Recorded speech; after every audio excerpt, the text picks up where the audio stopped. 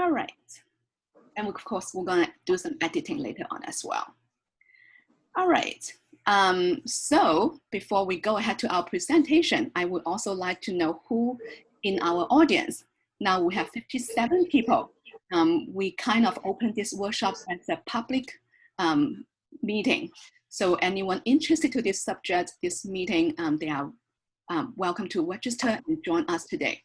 So I want you to go ahead to the chat box area so that I can also know that you know how to use the chat box to put down what is your role in dementia care. Are you a caregiver? Are you a home care worker? Or are you a service provider, such as social workers, recreational therapists, director in a facility, in a day program? That would be helpful for us to learn more about that. Chris, would you be able to, I actually have to just come back to our screen later on and see. Yes, I can do something for you. Oh, I actually have to see the, okay. Yes, okay. We have family caregivers, daughter, we have caregivers, social workers in elder abuse. We have JASA Brooklyn Caregiver Support Program, Director for Social Adult Day Program. Also sisters, daughter, and someone's mom is in having with the disease. Okay, a niece, a different walk of the lifespan that we have here today. Okay. Oh. Great, thank you so very much. So that is our chat box, and you can, once again, you can put your question in that chat box and I will monitor throughout the time. All right, so I'm gonna go back, and is everyone okay with the sound, with the video chat? Video? Okay, beautiful. All right, so I'm gonna go back to my slideshow because sometimes you cannot see that. Okay. We got some fun facts about Medicaid for you. Someone in our phone calls all the time call us and ask us that whether Medicare will pay for long-term home care services. And we got that confusion a lot. And so I just want to let people know that Medicaid is not equal to Medicare.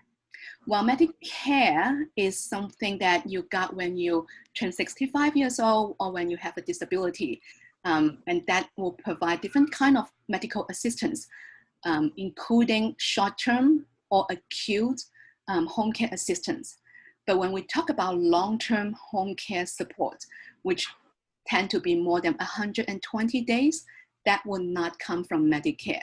And Medicaid is the only player at this point that can cover and pay for it. What is our next fun fact, Adina?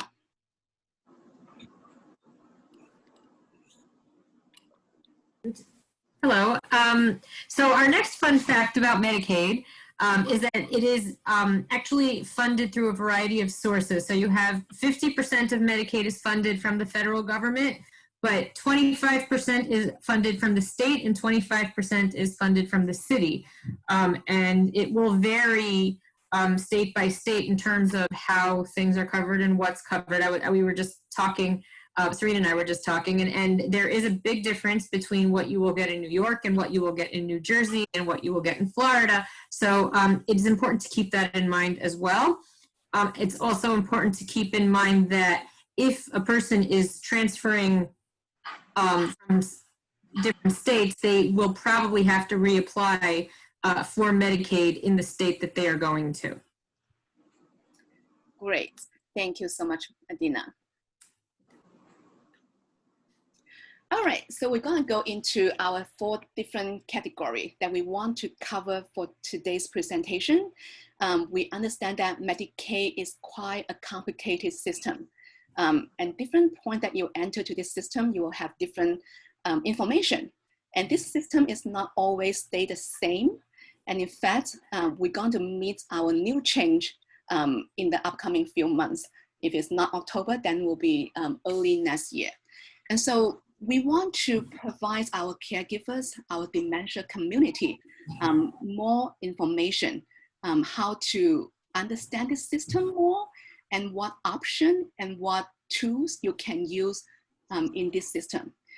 Sometimes because we get to the home care piece in a very urgent time.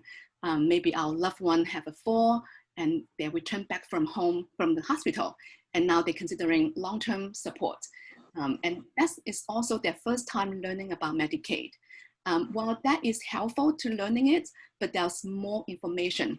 We want to equip our caregivers and also our system, our community, so that they will know at what point, what option they can use to advocate for their loved one.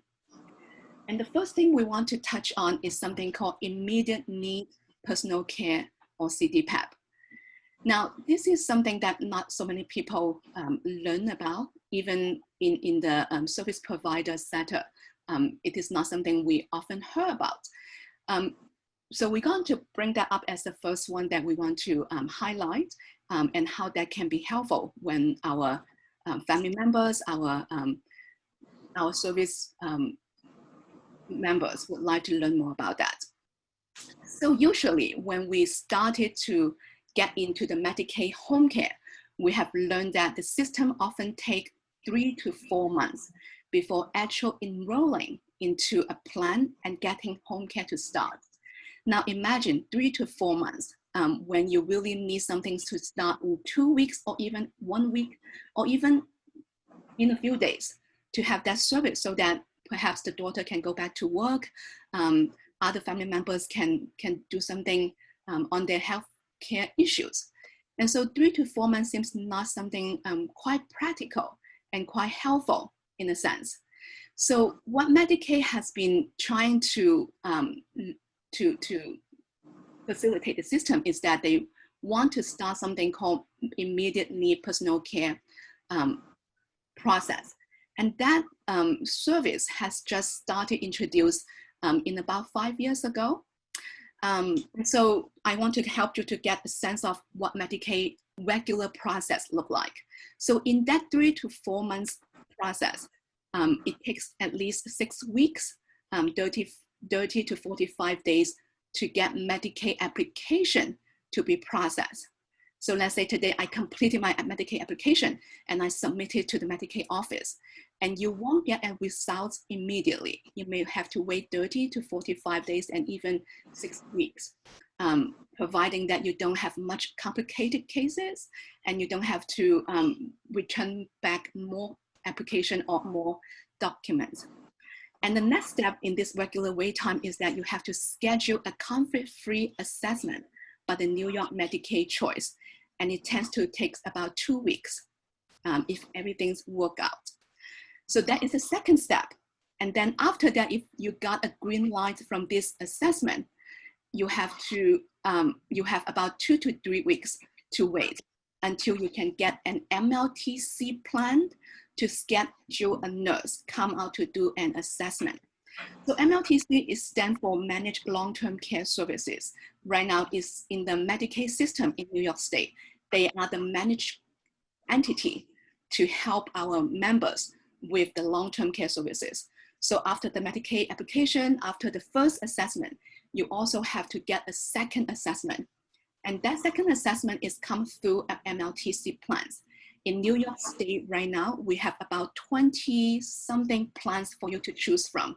So imagine you have to shop around and pick and choose, and that time run very fast. 2 to 3 weeks is the average time we estimate. So after that, you also have to meet another deadline, which is that the MLTC need to submit their paperwork, which include the contracts you and the MLTC plan signed together as the enrollment form by the 19th of the month in order for the service to start on the 1st of the month. So today is September 2nd, right? And so fortunate, after this workshop, I decided I want to submit my application. I get everything ready, which is not quite possible, but let's say that we already get through the conflict-free assessment. And I'm about to choose an MLTC plan. So if I don't do that by the 19th of the month, I won't get service to start by October 1st.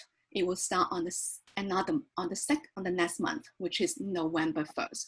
So those timelines is quite important for our caregivers to bear in mind, how one miss will affect another one. Okay. Now, how this immediate needs system different than the regular Medicaid home care process system is that if you have immediate needs, which I'm going to go into detail later on, you can apply at the local Medicaid program in person, fax over, and get Medicaid approved and home care start in how long? Only 2 to 3 weeks. So comparing what we talked about in the beginning, 3 to 4 months, now we only reduce to 2 to 3 weeks. So it's still not quite fast enough, like tomorrow, but at least it has, it saved more time for us. And even you don't have Medicaid to start with, this process can include both procedure together, Medicaid application and also home care system together. So you can apply for Medicaid and home care at the same time. Of course, if you have Medicaid already, but not home care, that immediate need procedure can also help cover that as well. All right, so if you think that that is a procedure you would like to pursue further, I want to let you know that this service help with 2 categories. One is personal care services, and the other one is the CDPAPs, which is stand for Consumer Directed Personal Assistance Services. In short, it's a program, it's a home care program that funded by Medicaid, and you can hire your own people to be your home care worker. So I can hire my siblings, I can hire my relatives, even my children, if they are caring for their mom, father, neighbors, or home care workers that they want to use. And all these people under this program does not require to have a home care worker certificate. So that is advantage for our population when our loved one, when they cannot really spend the time to get to know a new person because their memory does not support that. Then this CDPAP program can serve so well that I can hire my niece, my nephew, my grandchildren to care for me. And they got paid to do that through Medicaid. So these 2 programs will cover housekeeping, meal preparation, bathing, toileting. So if this is something you want to pursue further under the immediate need services, you then will you will need to qualify for the following 4 conditions. One is that you don't have any informal caregivers available or able or willing to provide or continue to provide care. And you are not receiving needed help from a home care service agency. The third one is that you have no adapted or specialized equipment or supplies in use to meet your needs. The last one is that you have no third-party insurance or Medicare benefits available to pay for the needed help. So once again, Medicare is not the one that can pay for long-term home care assistance. So if you qualify for these 4 conditions, then you can actually go ahead to apply for the immediate need personal care or CDPAP assistance. Now, let me just break it down a little bit for you, how that 3 to 4 weeks will work out in this system. So once you submit your Medicaid application, in the next 12 days, the Medicaid office is required to first process your application and then send a nurse to your home to assess your need for home care, which is the assessment that we talked about in the beginning, but then they combine them together. And then authorize you to receive personal care or CDPAP services provided by an agency that contract with New York City or the local Department of Social Services. They may ask you to provide additional documents, but that is under the time frame they will ask all this information. Now, once you receive the home care through that initial process and you have it for at least 120 days, that is a magic number to remember because that indicates that you have a long-term home care need. You will then get a notice from the New York Medicaid Choice, which is the state contractor that serves the enrollment broker for all managed care programs. You will get a notice from New York Medicaid Choice, and the notice will explain that right now, after 120 days, you need to select and enroll into a managed long-term care plan, which is then for MLTC, which once again, we have 20 plans in New York State within 60 days. So this is the time that you can pick and choose, shop around, and you can actually compare. And the rule of thumb that we provide to our caregiver is that if you already have home care workers and you want to continue use that workers for the MLTC plans, you can see that whether they in a home care agency already and whether home care agency is contracted with the MLTC plan. And the second criteria we suggest caregivers to look into is that if you would like to have the person with dementia to go into a social adult day program, ask the day program what MLTC plan they are contracted with so that you don't have to look into 20 different plans and ask the same question all the time. And the criteria is that we want to see whether the service that the MLTC plan provides can meet your need. If the home care hours is the #1 service you need, see whether the plan can provide you the hours that meet the need, and also whether the day program, as what we suggest before, is under their plan. So those are the criteria as well as many different things as well. We can talk more into our individual consultation later on. So you have to do all this within 60 days. And if you do not select one, what you're going to get is that you will be auto-assigned from the New York Medicaid Choice. Now, what if right now I already have 12 hours of home care through the initial immediate needs procedure? So Medicaid saying that, right, you have the right as a transition right into an MLTC plan, as long as you wait to enroll into an MLTC plan after receiving the notice from the Medicaid Choice. The new MLTC plan must give you the same amount of care. So in this case, 12 hours that I'm receiving for the next 90 days. And that cannot be changed and they cannot reduce that. And that is called a transition right. Okay, so I hope that that explains some ins and outs of this immediate needs procedure. And to some of our clients, it can be very helpful. So I want to emphasize that this procedure is not as simple as the regular Medicaid process. In the regular Medicaid process, you only need to submit the Medicaid application and the supplement aid form as one package of the Medicaid application, along with all the support documents. Those pretty much are the required document you need to submit. However, in this immediate needs system, there's a list of documents that I put out in the slideshow. You will need to put them together as a package. And the good thing about this is that you can even fax over to a number that Medicaid designated for this procedure. As we learn nowadays during COVID-19, our post office have different delays. And one of my clients tried to receive something from us, and it took him about 3 weeks and still have not known where that mail is. So I would suggest that fax is quite helpful to many of these things that we're going to talk about later on as well.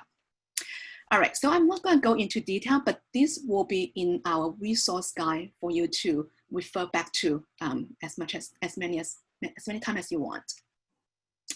All right, so I'm finished the first target area that we would like to present today. And the next piece is about the Medicaid home care appeal process. We understand that these 3 categories are something that quite complicated. And Adina and I took some time to study that, and throughout our experience at caring clients with our caregivers, we kind of learn and try different ways to come together with different solutions. So I don't want you to feel overwhelming at this point. Just get a sense what option, what tools, once again, is available for you. And caring client is always available for you to refer back to. All right, Adina, for you. Thank you, Serene. So as Serene mentioned, we are here to give you an overview of, I guess, what options are out there when you're dealing with some complicated issues with Medicaid. So I'm going to discuss the Medicaid home care appeals process. Okay, next slide. Okay, so you can ask for an appeal for the following things. Sometimes people might have a reassessment. They will then receive a notice about a reduction in their home care hours. There also might be, you also might ask for an appeal if you request more hours, but then you get a denial for these for this request of new services. So I think if there's anything that you can come out of this presentation with, is that there are always options. You're not completely stuck, even if you get these hurdles in the person you're caring for's care journey, I guess you would call it. Next slide. Okay. So one thing I also think is also really important to keep in mind, that if you're requesting more hours, the most common time people request for more hours is when they're asking for 24/7 care. We get a lot of calls from people where it's just not safe for the person they're caring for to be home alone, to have any time alone, particularly at night. So they want to request more care. It's important to realize, though, that from the MLTC's perspective, there are two different types of 24/7 care. You have your split shift, which are usually 2 12-hour shifts. This is done to ensure that a home health aide can get 5 hours of uninterrupted sleep by having another aide come in. The idea is, I think the basic requirement for an aide is that they have to have 5 hours of sleep that's uninterrupted. If that is not possible, then they are required for assuming that they're authorized for 24/7 care, it's required to have another aide come in for the night so that the aide can go to sleep, and so you will have two aides that are awake. There's also a live-in arrangement, which assumes that the aide will be able to have those 5 hours of uninterrupted sleep, and that there will be space in the home of the care recipient for the aide to do so.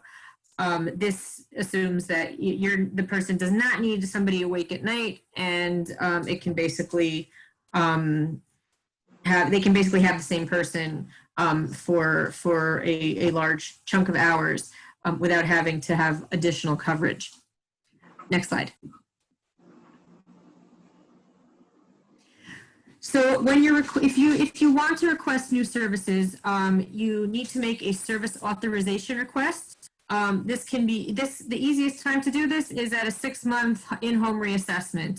Under MLTC care, every 6 months there's going to be a nurse that's going to come, that's going to reassess the patient, and that would be a great time if assuming that there's no immediate need to go and say, hey, we need more hours. Can you put that in as a request?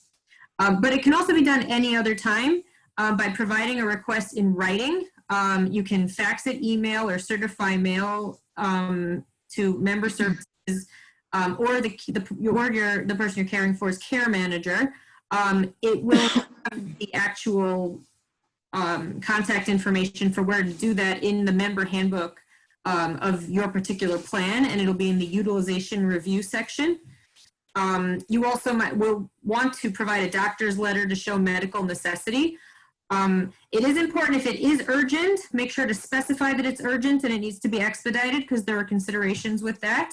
And as with everything, keep records of all emails, fax confirmations, anything you sent out or have any discussion or anything of relevance to this request, make sure to have it documented and to have dates and times documented as best as possible.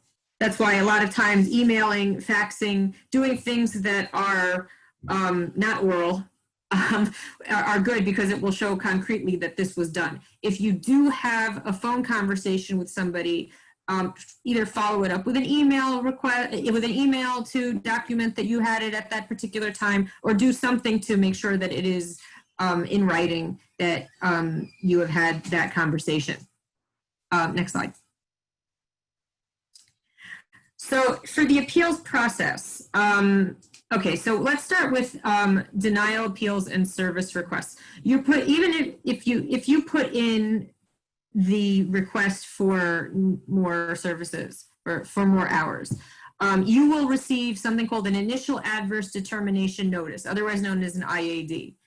After you get the IAD, what you can do is request a plan appeal. That plan appeal request will be in the actual documentation of the IAD, like one of the pages in the back. After you request a plan appeal, the insurance company will review it. You will receive a final adverse determination notice. After you receive your final adverse determination notice, you request a fair hearing. Next slide. Now, there are some important deadlines to keep in mind here. When you're making a standard request, the plan must respond to you in 14 days. If it's an expedited request, the plan has 72 hours to respond to you. The plan can request an extension for 14 days, but they will need to justify that they need more information. And if you feel that this is an error or unfair, you actually can file a grievance with the state. It's a lot of legwork, but there are these possibilities. And these are important deadlines because if they don't, it's significant if they don't follow these deadlines for you, particularly as you get to a fair hearing. Okay, next slide. So more important deadlines. Upon receiving the IAD notice, you have 60 calendar days to request a plan appeal. If an IAD notice was not received, a request for a plan appeal should be sent on or after the date the plan should have sent the notice. So in other words, if let's say you sent something 2 weeks later, you didn't get the IAD, you should act as if you got it and then send a request for a plan appeal. And this is important. A plan appeal must be requested before requesting a fair hearing. In a later slide, I write, it is shown that fair hearings tend to provide very favorable outcomes to the patient to get what they want. You want to get to a fair hearing, but there is this hurdle of going through the plan appeal first, and you cannot go straight to a fair hearing. So that's why this is very important. Next slide. Another important thing, and this is going to affect deadlines, is if you need something called aid continuing. And this is actually more, it's more relevant to cases where a person gets a notice that the hours are going to be reduced or services is going to be stopped. There is the recipient is entitled to receive continuing service during the appeals process, and that's called aid continuing. Next slide. So to ensure aid continuing, a plan appeal must be requested in writing 10 days before the effective date of the notice. It's going to be indicated in writing on the IAD notice. A plan appeal request, as I mentioned, is generally sent with an IAD notice. And it will have pre-filled information on it. So it's really, you should use that if possible, because that will help with processing and ease of processing, and which means it'll happen quicker. So it's much better. And the best way to really do this is by fax. We have, I mean, not we, New York Health Access has a list of all of the plans and all of the fax numbers for grievance and appeals departments. We have the URL right here. It's also hopefully going to be in our resource list that we will be sending out later. So don't fret, you will get it. So if you do, but the important distinction is if you need aid continuing, you have 10 days before the effective date to get the plan appeal request out. If you don't need aid continuing, you have 60 days from the date of the IAD notice to request an appeal. Next slide. So when it comes to getting a fair hearing, after the request for a plan appeal, they will review it. They will send out a final adverse determination. And in that final adverse determination, there should be a fair hearing request form with pre-filled information. You have 120 days from the final adverse determination notice to request a fair hearing. You can also request a fair hearing online. With everything, I think the most important thing is make sure you have documented evidence of when you did it. On New York Health Access, they recommended doing things by fax, especially if you need aid continuing, because certainly doing things by mail, it's not going to happen within the timeframes that are necessary. There is also an online request form, and I hear that our clients have been successful with that too in getting things done in a timely manner. But I think the most important piece that you can take away is just make sure that you have a copy showing when you sent everything out. Okay, next slide. Okay, so as I mentioned, fair hearings have a high success rate. That being said, you have to come prepared for them in order for them to be successful. So here are some things to use as evidence. You want to have a written statement from the family caregiver, either if it's you or if it's other family members, about why this change of service is needed, or why services shouldn't be stopped. You want a doctor's note highlighting medical necessity. A home health aid statement also of indicating why more services are needed. If there are physical therapists, occupational therapists, basically anybody who is involved with that patient, you want to have their input to build a case for why they need more care or why they need these services to continue. Next slide. And what to expect at the fair hearing, you will be meeting before an administrative law judge. It's supposed to be impartial. This is not, it's not anybody from the plan. However, people from there will be a representative from the plan there to present their side. The judge will take both sides into account and make a determination. Next slide. Once the judge makes a determination, the decision will be mailed to you, or you can also access it online. If you get the docket number, you can search the docket number and see when it's up. Once you receive the information, either online or by mail, you want to notify the MLTC case manager as soon as possible. They have deadlines that they need in order to make sure those changes in services happen, and especially now with coronavirus. There are delays, so you want to make sure that they get the information in a timely manner. Next slide. So I want to also mention, I mean, we're here to provide information. However, there are advocacy groups, in particular ICANN, that really provides more in-depth, nitty-gritty help, and they actually will also help with representation if you need that at the fair hearing.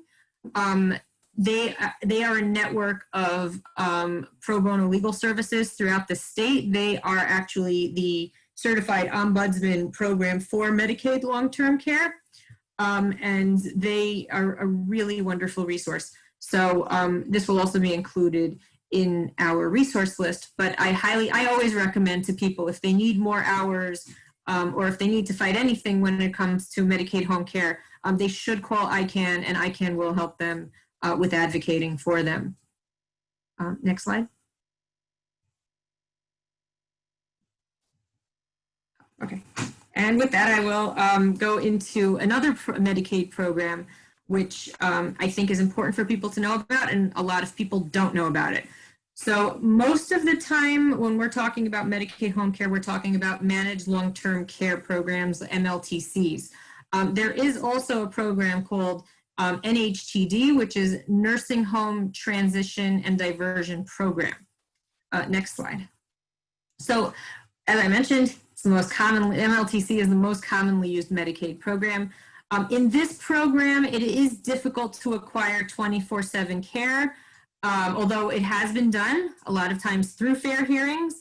Serene is going to be talking a little bit more about changes that are going to be happening to Medicaid home care in the coming year. It is probably going to continue to be and may even be more difficult to get 24/7 care under those changes. But regardless, this is how things are on the ground right now. It's also, and a lot of this is because it's task-based. It's not meant for people who have supervision as a primary need. So we sometimes get this where you might have somebody who's in the earlier stages of dementia or has dementia to a point where it might affect their ability to be on their own, but they may not have personal care needs or toileting needs or things that would be seen from an MLTC's perspective as needing service. So that also will influence how many hours they get or if they get service at all. If it's just about supervision, they're going to say, we're not babysitters. So it can become a tough thing to deal with. But the other thing to consider with MLTC that you need to know about is that it has the CDPAP or CDPAS program where family members can provide home care, as Serene mentioned before. Next slide. So with the NHTD program, it's the Nursing Home Transition and Diversion Program. So the whole purpose of it is to divert people out of nursing homes. So it is much easier to get that split shift 24/7 care with home health aides. It's a lot cheaper than nursing home admission, so it's beneficial to the state to do this. It's not task-based. So services that can include supervision. So you're not going to have that same friction that you might have with the MLTCs. But the other consideration with this program is that there is no CDPAP program. So you have to go through an agency that has this particular waiver, the NHTD waiver, to be able to provide service. You cannot have a relative doing it. You cannot necessarily have the aide of your choice doing it. You would have to go through an agency. Next slide. Okay. If you're interested in obtaining NHTD services, you have to contact your regional NHTD office. And these are the numbers, which will also be on the resource list. As similar to the MLTC program, except it's a different office, they will have to come down. They will have their own nurse, do an assessment to see what the need is and if the person qualifies. After the initial assessment, and a person's told, the family is told that you qualify for NHTD, they can choose a provider. With this website is actually to one of those providers. We put it here not so much because there are several other providers, but they have really good information about the NHTD waiver. So if you're interested, we will also provide that as well. The provider is the one. So the NHTD office will make the determination about whether or not you qualify for NHTD waiver. The provider will make the assessment around the hours and the type of care that they will provide. And they also, by the way, just to be clear, they provide both home care and social adult day programs. So if a person wants to be in a social adult day program, they can do that through NHTD also. Next slide. Okay, and with that, I will leave it off to Serene to tell us about the upcoming changes in Medicaid home care that I have kind of alluded to already. Well, not all of them. She'll tell us all of them. Great. Thank you, Adina. No problem. Yeah, so it is not easy to really get into so many different deep area in Medicaid. I suppose that at this point you might get a little bit fussy and dizzy in terms of how all these terms, how all these area, I'm gonna get it. So once again, the recording, the slideshows, and the resource list that we often refer to will be emailed to you. So for those latecomer that you might miss in the beginning introduction, that you don't have to furiously write down everything. We want you to relax. We want you to learn what the system is about, what option is available, and how these tools you can use when you need to. Another thing I want to just adjust to some of the question in the chat box is that we do have a legal financial meeting and also Medicaid home care application meeting that Chris briefly mentioned in the core services. We don't talk that much in terms of how you get qualified for Medicaid to start with. We don't talk about how your income, your assets going to play a part in this Medicaid application picture, because we already have a workshop designated for those areas. So we understand that our time today is limited, and those information can be accessed to when you call the helpline. And we do have this meeting in recording and also in live. So our pro bono elder law attorney who volunteer their time to help caregivers at Caring Kind, you can definitely take advantage of those workshops. Yeah. Okay, so we're going to go into more questions later on. So keep those questions coming to us. We don't mind to answer all of them. If it's not now, but we're gonna get into one by one later on. And for people also using telephone into this meeting, at the end of the presentation, we're also going to have you to turn on your mic so that you can also talk if you would like. All right, so after Adina and I briefly mentioned, we mentioned that it's about 50 minutes for each session. We talk about the immediate needs, how Medicaid can be accessed faster. We talk about when you have needs increase and you need more home care hours, how the process should be look like. And Adina talk about the appeal process, talk about what is the different stage you will have to go through in order to get to the next one. And also how ICANN can be helpful to help you solve this thing together, and also give you a longer trajectory in terms of how later on can be discuss this and get their advocacy to help you, to support you. And Adina also talked about the MLTC, the difference between MLTC and also the NHTD program. And we often hear that when people in the system and the care is inevitably, you need more and more, especially when you turn into the middle stage of dementia and the late stage time, that how the hands-on, the physical care get more and more and more, and how the caregivers become so exhausted and do not have time for themselves. And so home care is a system that we definitely want to discuss and bring that to the attention. So now after these three areas, we're going to go to the last session, which is the upcoming change on Medicaid home care system. As I mentioned earlier in the presentation, the change is ongoing, depends on the state funding, the city funding, the federal funding, and depends on the climate, the political climate, as well as how certain program that they design in the beginning and no longer work. And now they want to scale it back and change in different system. So we want you to be updated with all this upcoming change. And at this point, as of September 2nd, I don't think anyone can give you a definitive answer that by this date, there will be a change like that. But this has been in the regulation and has been talking about already. However, because of COVID-19, the date has been pushing a little bit later and later, and I'm going to go into it as well. All right, so we heard that as of October 1st, there will be a big change on the Medicaid eligibility system. So I want to go back a little bit that when you apply for Medicaid, there's an income and assets limit. Income for one person is $890, and the assets is 15,400 change difference. So those are the two criteria for one person applying for Medicaid.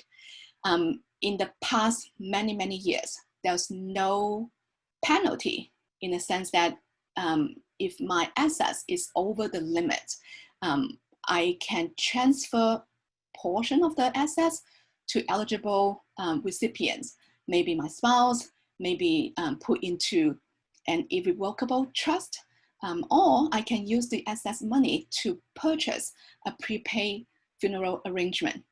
So that transfer will not consider as at fault, meaning that if I, as a, She switching her keys?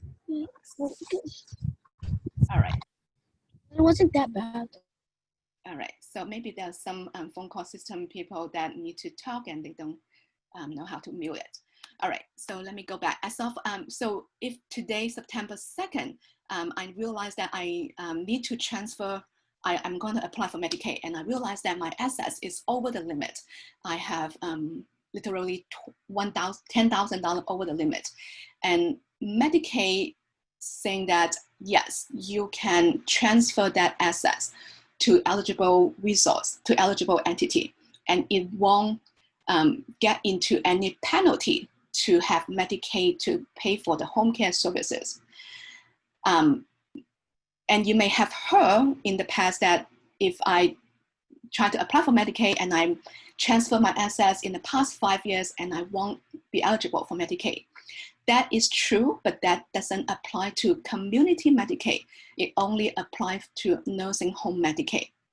So once again, if I have excess amount of assets and I need to apply for Medicaid so that I can get service to pay for long-term support, Medicaid allows certain criteria.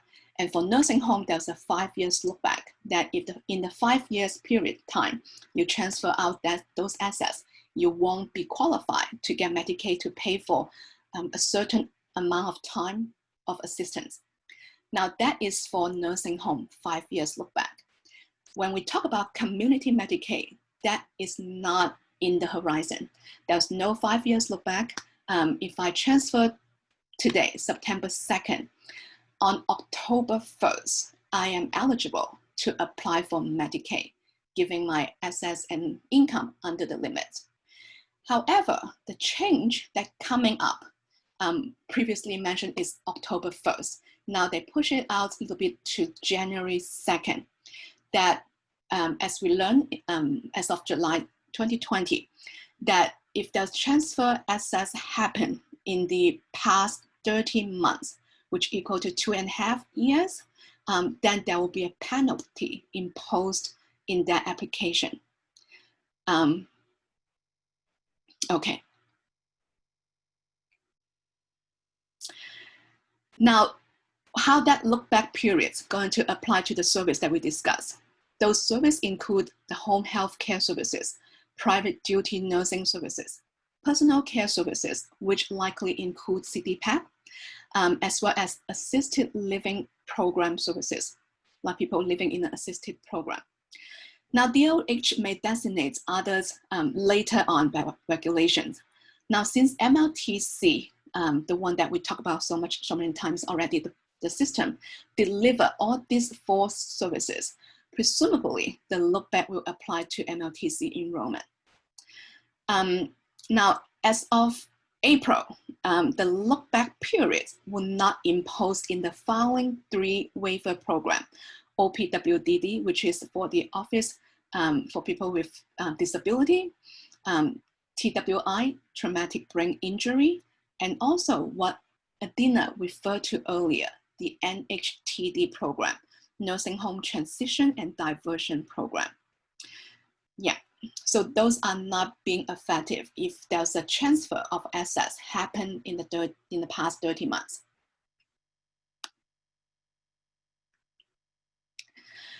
Now, more change is coming for the Medicaid home care system.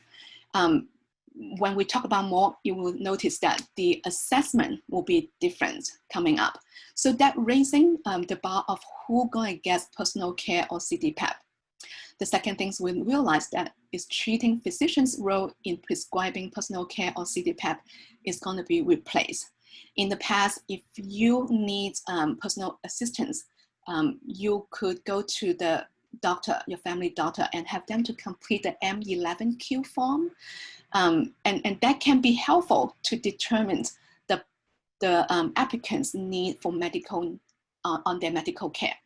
Now, in this regulation, it's saying that the doctor's M11Q might no longer play such an important role in the whole assessment time. How is that going to be different? So the third point, I'm going to explain that more. A new standardized task-based assessment tool will be procured to determine hours by April 1st, 2021. So we're going to have gradual change in the system on the Medicaid home care systems. We suspect that in the beginning, they're going to look into the eligibility as of January 2nd, 2021. And then later on, by April 1st, then they will definitely look into how the assessment should be changed and look into differently as well. Now, the DOH, which stands for Department of Health from New York State, will contract with an independent assessor to replace the function now performed by local districts, MLTC plans, mainstream Medicaid managed care plans. So what that translates into is that no longer MLTC plans will send out a nurse to do those assessments. They will be replaced by an independent assessor that contracted by the Department of Health.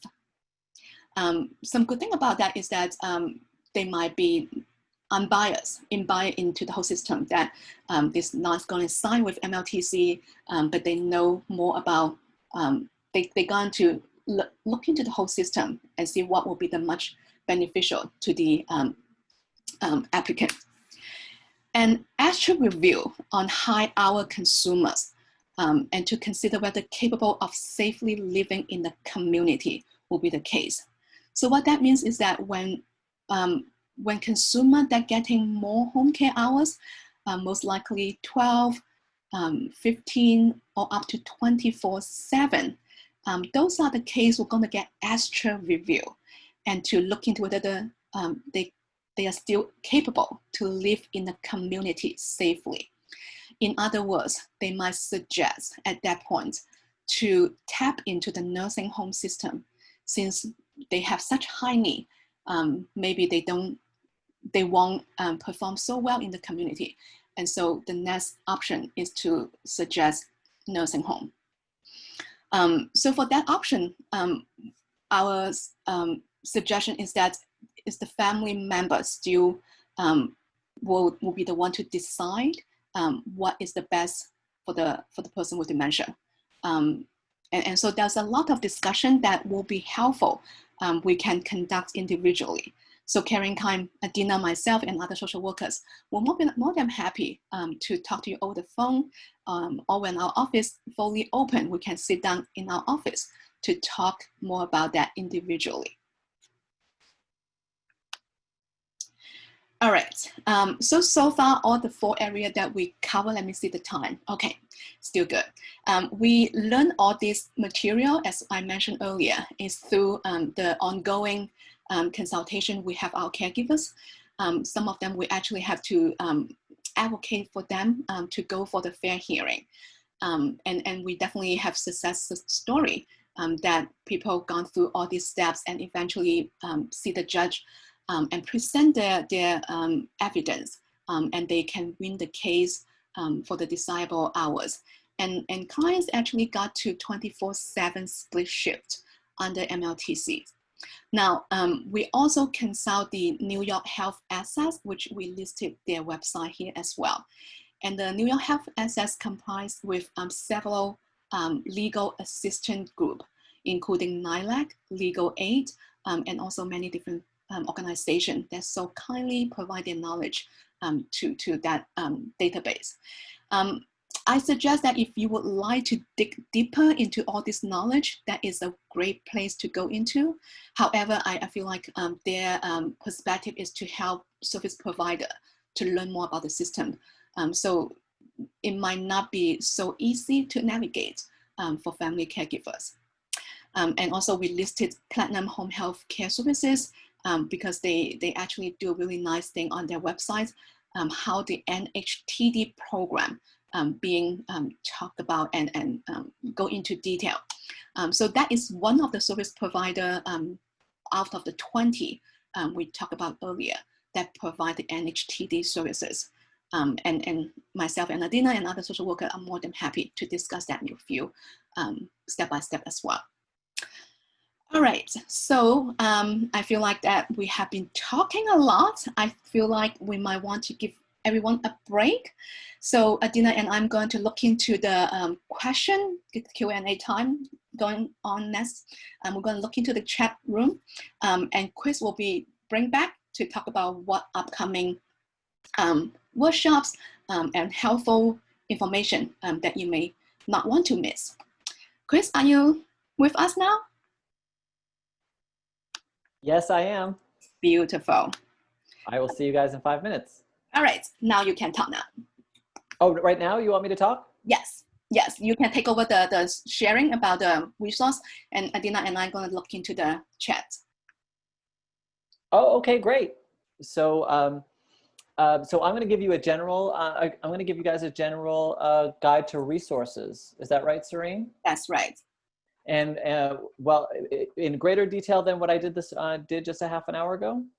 Actually, it's on the slideshow that I list the workshop. Did you see that? Oh, the monthly education meeting, the placing your relative in a nursing home. And a few more Yeah. that I'm going to you later. And also the walk that you have so much great detail for us. Yes, yes. Okay. So am I sharing my screen, Serene, or am I just reading from yours? From mine first, and then you can go ahead to yours later on. Okay, great. So hi, everyone. The image that you see, if you're looking at your screen right now, the image that you see is the monthly education meeting for placing your relative in a nursing home. This is going to be on Monday, September 14th from 6 to 8 p.m. You can learn about how to pay for nursing home care, ease the transition. In order to sign up, you can register online on the website. If you can't see it, you'll be receiving these slides and you'll be able to see it better on your own computer. But the registration is careandkindnyc.org/RSVP-monthly education. You can always call our helpline at 646-744-2900 and speak to a person and sign up that way as well. And again, these are virtual. We don't do these in the office anymore. And next slide.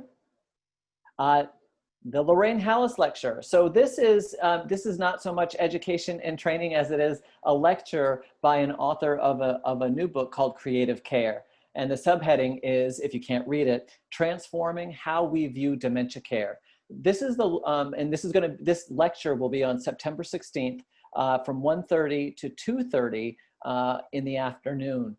This is not like official caregiving, education or training. This is an annual lecture that we do. We bring in an author or a scientist to talk about caregiving and in kind of a global sense. So these are always fascinating lectures, and because it is virtual, I don't think there's any limit to the number of people. The event is free, and you can again register by contacting the helpline or going to careandkindnyc.org/caregiving lecture. And again, it's hard type to read on the desktop, but when you get these documents, you can see the actual URL. You can always go to our website, careandkindnyc.org, and all of these events are listed in the event section of our website. So you'll be able to find this. This is right on our homepage. And it's always a fascinating conversation. So I highly recommend it if you have the time for it. The next slide is questions. Is this my walk section or is this? Oh, that's one more here. one more. Advances in Dementia Caregiving during.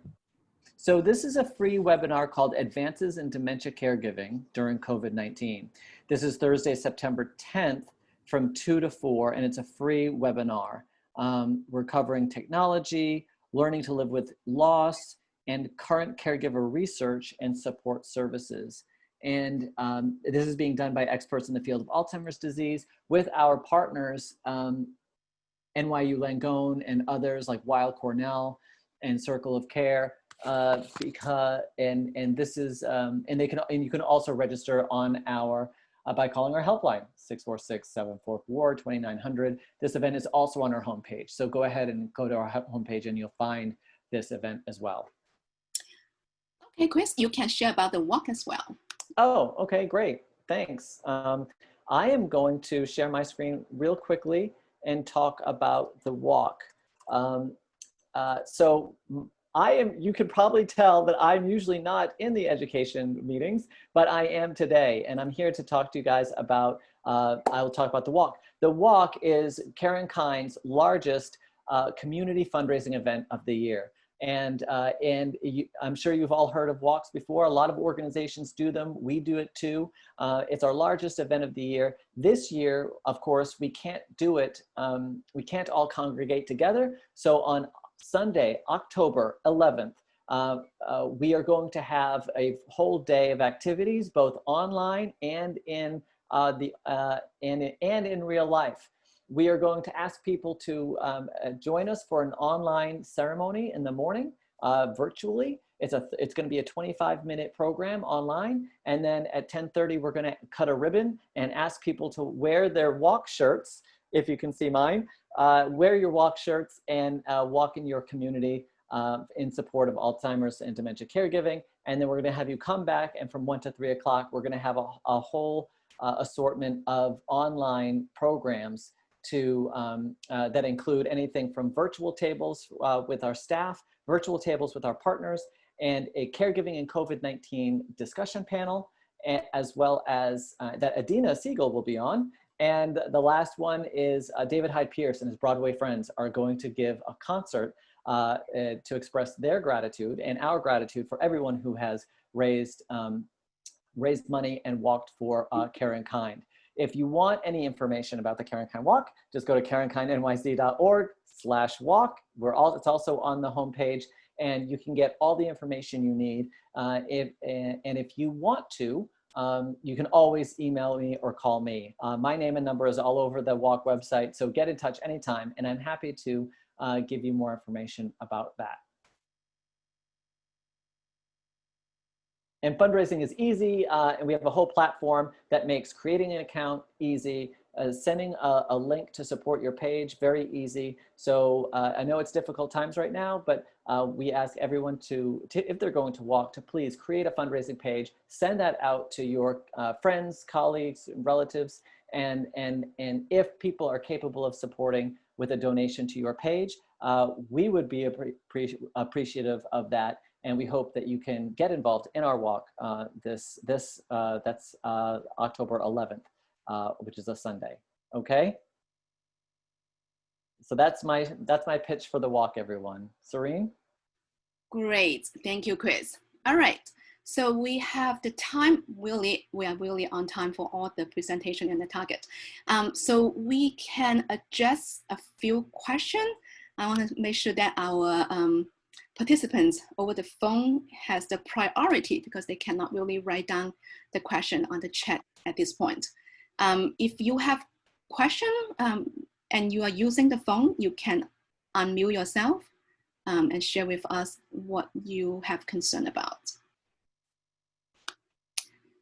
Okay, all right. I see that Clivia, you raised your hand. Do you still have a question? Clivia? Okay, I will lower her hand. Actually, it's Orly, and I posted 2 questions on the chat. I was wondering if you saw that.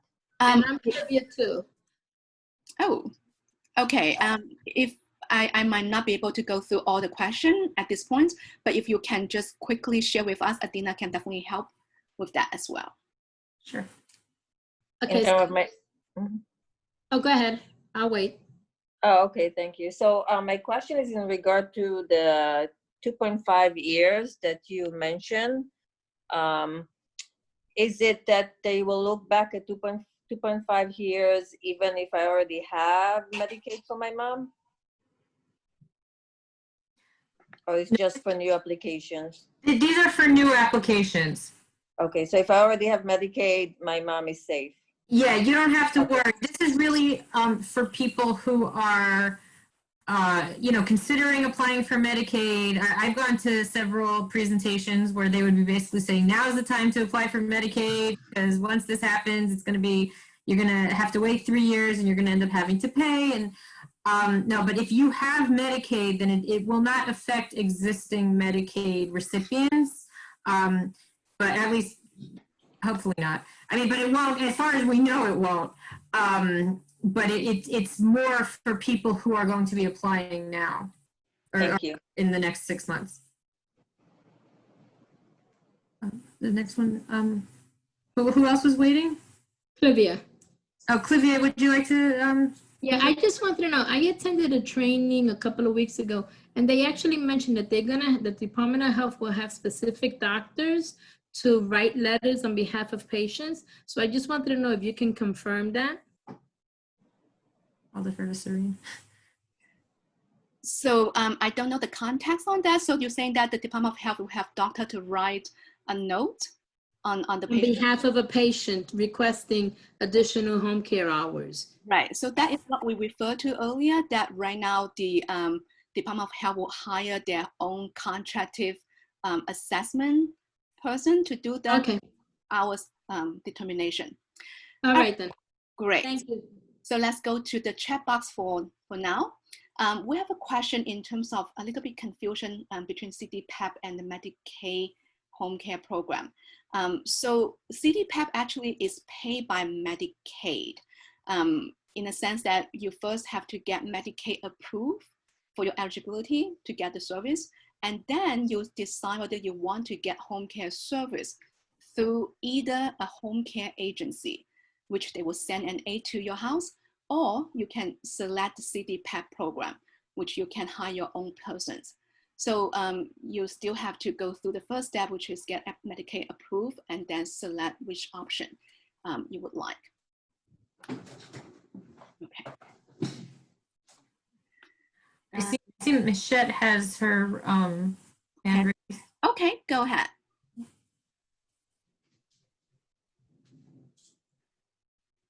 Michelle? Hello?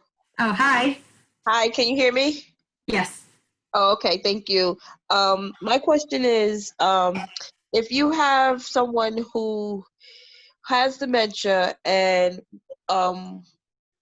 they're in the process of going through the Article 81 process and they're waiting, they need home care services immediately, is there any way we can get a temporary guardianship who can sign the forms so that the client can get the pool trust and qualify for Medicaid so that she can get home care? Wow. Yeah, it's a little complicated for. That's kind of complicated. Yeah, so what happened is she did sign the pool trust forms. However, the lawyer stated that it may not be admissible in court because of her state right now, and she did not know exactly what she was signing. So they can't move forward with the pool trust so that her money can be allocated into the pool trust and she could qualify for Medicaid and get the home care, the qualify for the NDT waiver program. So I need to know, how do I get her the home care services while we wait for this Article 81 process? She needs home care services ASAP. So because Karen Khan does not have any legal representative to address legal questions, Unless Okay. anyone has any additional thoughts, my feeling is that you might want to consult a legal agency or Okay. or NILAC. Okay. That can be NILAC might be helpful. right. And Lilac? NILAC, Yeah. NYLAG. Okay. Can I find that information on Carrie Klein's website, right? You can call them online, and we can definitely have those information for you as well. Okay, no problem. I'll call. Yes. Okay, no problem. Thank you very much. Thank you. So we learned that ICANN, the Independent Care Network,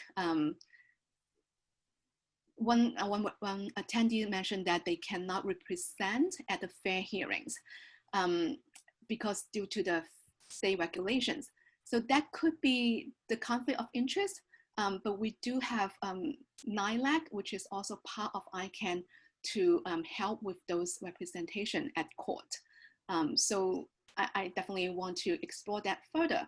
Adina, do you have anything you want to add to that? I do not. I think the one thing with ICANN is that it is a group of different legal agencies, so it may, depend on which agency takes the case on and who, whether or not there can be representation provided. I don't know. Yeah. Okay. For the immediate need procedure, we will include the fax number into the resource list. And that is something that we have been trying and successful. So if you want to get home care to start it faster than the regular time, fax over could be very helpful. And once again, we might already touched this before. Whatever communication you have with Medicaid, with MLTC, save those envelope which have a stamp on it, and you can show later on how long ago you receive it or whether it's within those timelines, because we mentioned a lot of the important date to keep in mind.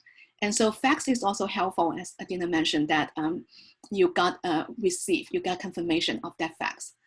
So you can also check on the time. Okay. If anyone have question, you can unmute yourself and open that up. I'm checking all the message as well.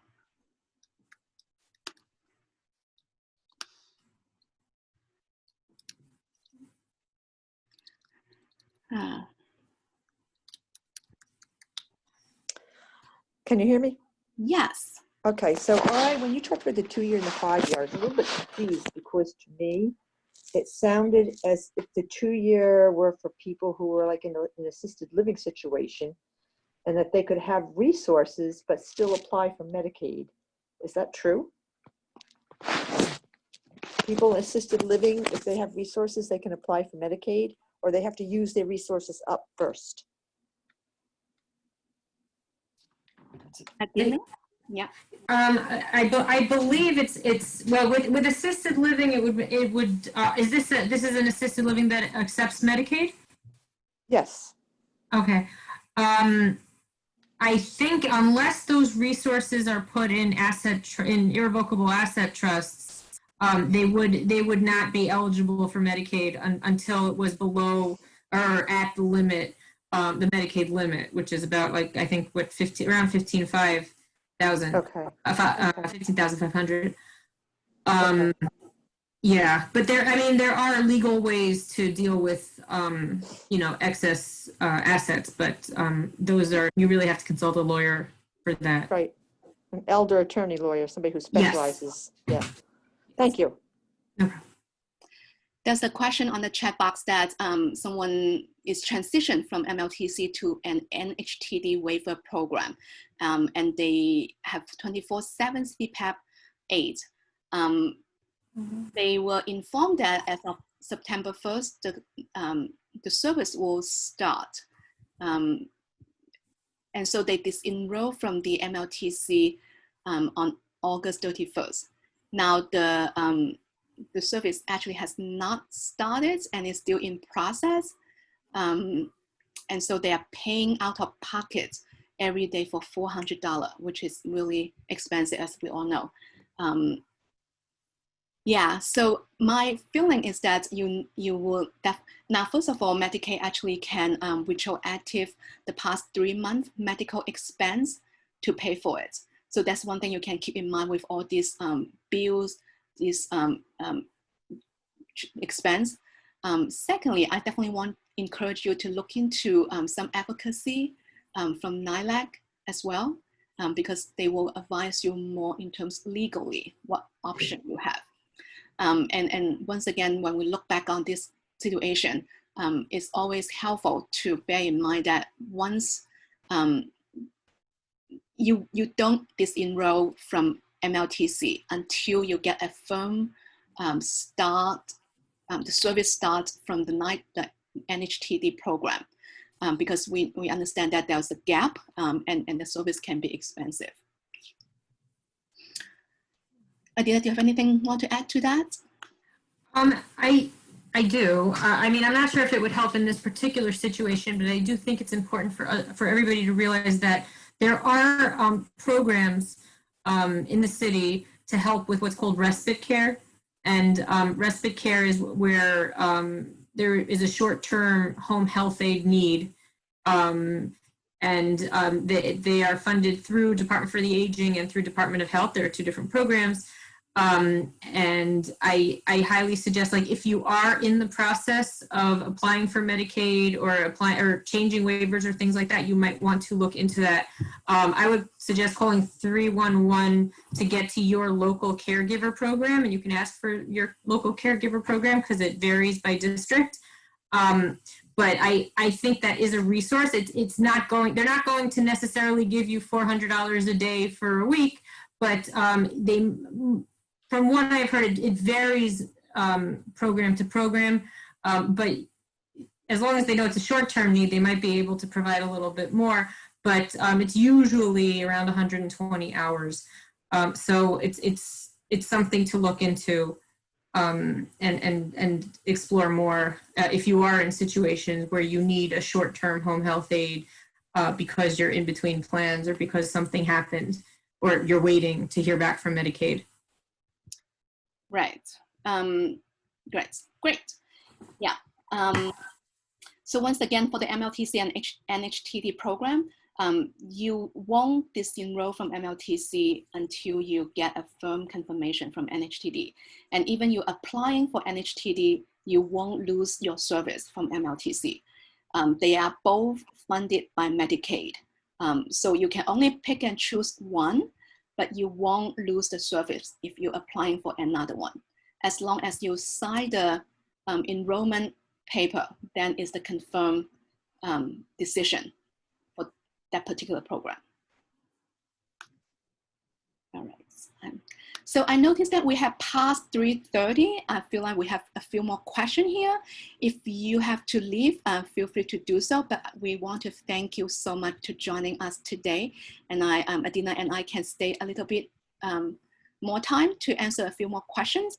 But once again, this recording, slideshow, and the resource will be emailed to you within a week. And you can always call the helpline to follow up on that as well. Adina and I and other social workers are available for you to reach out and schedule individual or family consultation and discuss care for the future, any emotional challenge you are dealing with at this time, or just the disease education. What am I expecting in the next stage? So you can call the helpline. Once again, it's 646-744-2900. And you can request to speak to a social worker. All right. Thank you so much for joining us. And we really appreciate you are carrying kind in this journey with you. And in the future, we definitely will have more different workshops that can cater to the community that we serve. So once again, thank you. And we will stay for about 15 more minutes for some more questions. Thank you, everyone. Thank you. All right.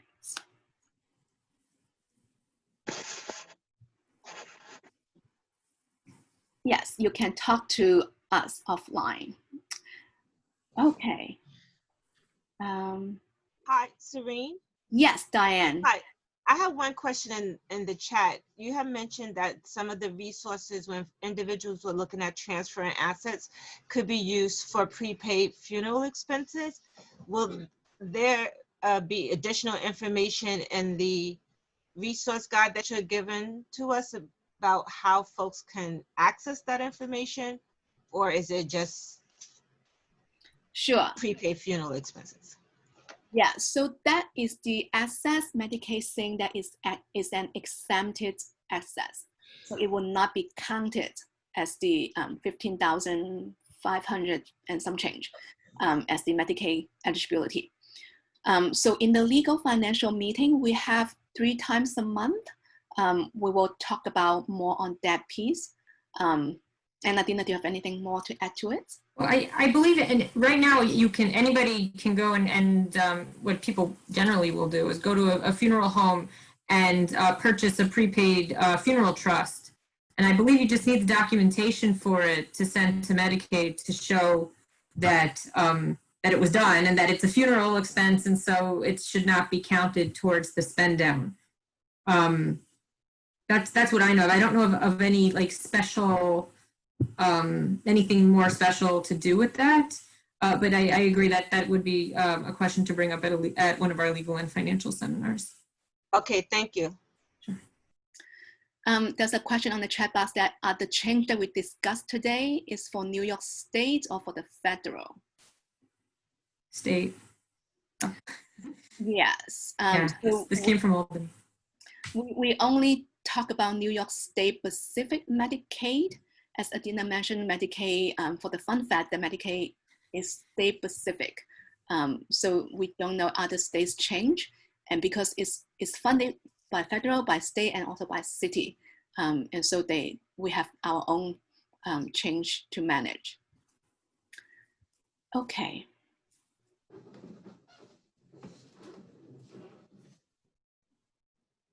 There's a question here, is there a transfer if there's a transfer in the past 30 months, assume that the person is going to apply after January 1st to the 2021. How long past the 30 months does the client have to wait to receive care? Or does the look back period mean it lasts for only 30 months? I think I mean, Serene, you can correct me if I'm wrong. I think it means that you have to pay for the care. You have to sort of pay the home care until the 30 months are over. There may be some legal remedies for it. Like, I mean, that I would talk to a lawyer about, because I have heard of cases where people will consult with an attorney. They're within the 5-year look back and they have to go into a nursing home, and there are legal remedies for it. That's attorney specific. I don't have that type of knowledge, but it might be worth consulting with an attorney. Yeah, so what we have learned in terms of the look back period is that for those time that you transfer the money out, at least for the nursing home, every $10,000, you won't qualify for 1 month of Medicaid coverage. So you have to pay out of pocket if you decide to go to a nursing home and to stay there. And so now for the community care, it depends on how much hours you are looking into, and that will calculate accordingly. So there's no specific number that we can give you that if you transfer this amount of money, then will be happen in certain time. Yeah, and Adina is right that she mentioned that some, in our legal financial workshop, there's the doctor, the lawyer has mentioned that even you transfer certain amount out, they will help you with some emergency repair. So that might be something you might talk to the lawyer. Okay. Excuse me, I have a question. Yes. Sure. What is the difference between a patient review instrument and the authorization request? I know we were supposed to get a patient review instrument for my mother, and we had to pay out of pocket, which is fine. But what is the difference between the authorization request? So, okay, a patient review instrument is what it's the assessment tool that a nurse will do to get usually into a nursing home or a rehab. And it sort of, I guess, highlights the clinical needs of the patient so that the facility that they're getting the services for knows what they need. The authorization request is when you're asking to be authorized for more hours, I believe, I think. Am I wrong about that? It's just called an authorization request? Or the thing that I was talking about? Yes, ma'am, the thing you were talking about. Oh, okay. Everything that I was talking about was just about hours. It's not necessary. I mean, there will be clinical information that will be needed to be shared, but the PRI, the patient review instrument, is just about what the patient needs. I don't even know if it talks about hours, but it has no bearing. You don't need to put that in or submit that for requesting additional hours. Thank you. Sure. Okay. For Jones, the question is that, is it correct that if you apply for Medicaid before the change in community Medicaid, then the new look back period doesn't apply? Or if you apply after January 1st, 2021? Yes, so if you're going to apply for Medicaid now, October, November, December, then it doesn't apply for you. This new regulation will not apply to you. Only if you apply as the regulation has pushing back that January 2nd now will be the case. We'll look into those look back period. This question about as my grandmother's healthcare proxy and power of attorney, I will be able to complete and sign forms on her behalf. That is correct. As long as you provide a copy of the power of attorney along with the Medicaid application, that you can do that. But still, make sure that those are legal documents and still valid. And we have the legal financial workshop to talk about that as well. Caring Kind does not help people to submit application, but there are many different organizations in the community provide those assistance, so we don't duplicate service and compete the service with other organizations. But Caring Kind definitely can help our dementia community to learn more about different options and different process. So that is what we are here for. Okay.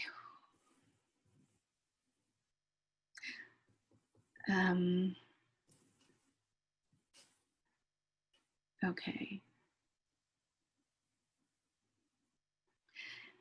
The 20 or more different MLTC plans is available through the New York Medicaid Choice, and we'll try our best to include that into our resource guide as well. So I would suggest don't print that out because if you don't use it in the next few months, that will not be helpful because they often change. Some plans decide that they don't want to be in the MLTC market and they will close down. And so always check the website because they always have the up-to-date information. And some plans will not serve certain boroughs. If you live in Staten Island, there are certain plans that do not serve that boroughs. So don't just hear that this plan is the best and I choose that. You also have to check that they cover your borough. As well as the criteria we mentioned, whether your home care workers have their home care agency associated with that MLTC plans that they program, and also whether their package can meet the needs of the person with dementia. Okay. I think we have answered most of the questions. If we don't, I will suggest you to call the helpline, and Adina and I will definitely more than happy to continue the talk with you. Once again, we're going to send out an email with a survey. We definitely want to know how differently we can do it, and as well as other topic you are interested in. All right, Adina, do you have anything else to share or to conclude? Thank you, everybody. Thank you to stay with us for almost 2 hours. And I definitely understand this is not something you can digest immediately. But don't worry, don't push yourself, don't rush. We'll do it together. We'll learn this together along the way. Thank you, everyone. take good care of yourself. Thank We you very much. All right. Appreciate it. Thank you. Thank you. Thank you. Thank you. Hi, Ola. I'm just closing out here. That was a great webinar. Thank you. Thank you.